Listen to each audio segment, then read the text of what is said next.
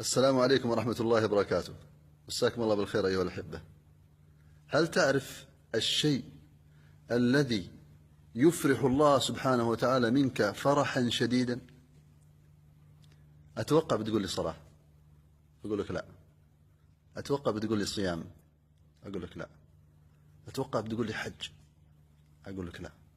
صحيح، هذه الأشياء الله يحبها، ولكن ما هو الشيء الذي يجعل الله يفرح منك فرحا شديدا؟ والله الشيء يا أخواني عجيب. الشيء الذي يفرح الله عز وجل منك فرحا شديدا هو التوبة.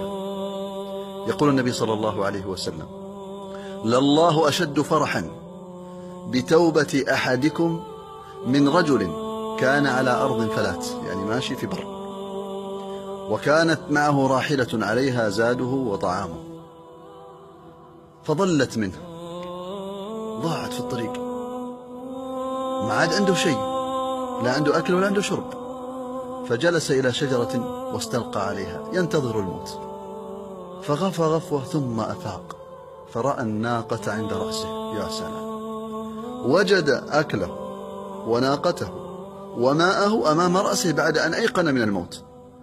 فمن شدة فرح هذا الإنسان قال: اللهم أنت عبدي وأنا ربك. هذا خطأ، لكنه أخطأ من شدة الفرح.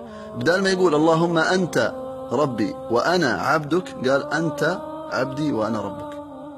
من شدة الفرح حتى غلط في الكلمة هذا الإنسان. الله سبحانه وتعالى يفرح منك إذا تبت أشد فرحا من هذا الرجل بهذه الناقة وهذا الأكل والشرب، يعني أشد من فرحك عندما تعود للحياة. ولهذا النبي صلى الله عليه وسلم كان يتوب ويستغفر في اليوم أكثر من 100 مرة. قولوا معي: أستغفر الله وأتوب إليه، أستغفر الله وأتوب إليه، أستغفر الله وأتوب إليه. اللهم من نشر هذا المقطع اللهم فتب عليه واغفر له ويسر له الخير. انشرها يا أخي، فلعل رجلا أن يتوب فيتوب الله عليه فتقبل توبتك وتوبته. فإن أرسلتها إلى 3 وتابت 3 فكأنما تبت 3 مرات. أسأل الله يتوب علي جميعا وإياكم يا أخواني جميعا، والسلام عليكم.